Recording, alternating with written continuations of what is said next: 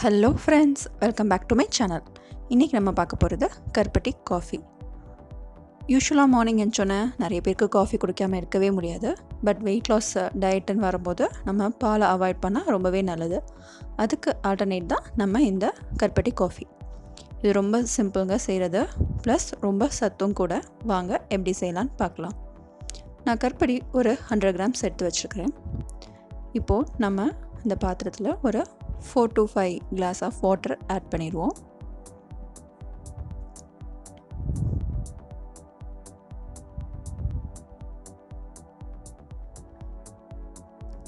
இப்போது நம்ம அடுப்பை ஆன் பண்ணிவிட்டு நம்ம கருப்பட்டியை ஆட் பண்ணிடுவோம்.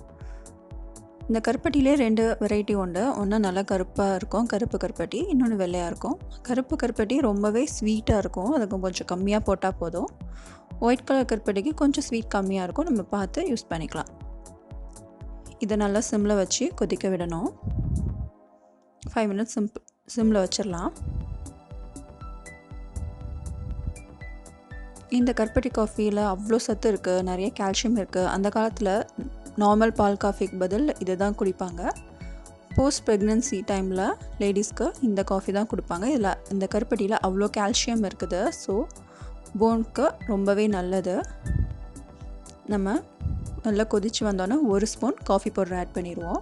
அது எந்த காஃபி பவுடர் நீங்கள் யூஸ் பண்ணுறதுனாலும் ஓகே தான்.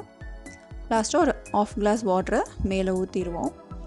அப்போ தான் நல்லா இந்த காஃபி பவுடர் மிக்ஸ் ஆகும். காஃபி பவுடர் போடும்போது அடுப்பை நல்லா சிம்மில் வச்சுட்டு போடணும், இல்லாட்டினா பொங்கி வழிஞ்சிரும். ஸோ இப்போது நம்ம காஃபி பவுடர் போட்டு லைட்டாக கொதிக்கிற வரைக்கும் வெயிட் பண்ணால் போதும். இந்த பபிள்ஸ் வந்துடுச்சு, நம்ம ஆஃப் பண்ணிடலாம்.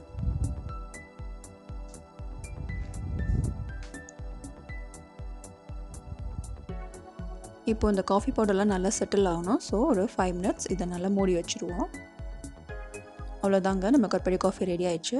இதை இப்படியே கூட ஃபில்டர் பண்ணி குடிச்சிக்கலாம். இல்லை பால் கண்டிப்பாக குடிக்கணும் அப்படிங்கிற பட்சத்தில் நம்ம ரொம்ப கம்மியாக பால் ஆட் பண்ணிக்கலாம்.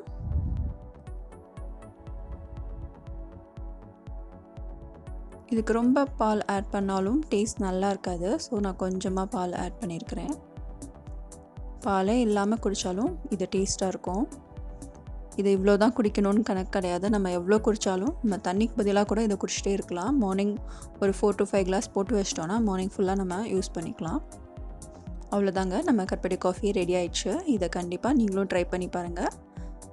எப்படி இருக்குன்னு மறக்காமல் கமெண்ட் பண்ணுங்கள். பிடிச்சிருந்தா லைக் அண்ட் ஷேர் பண்ணுங்கள். தேங்க்யூ.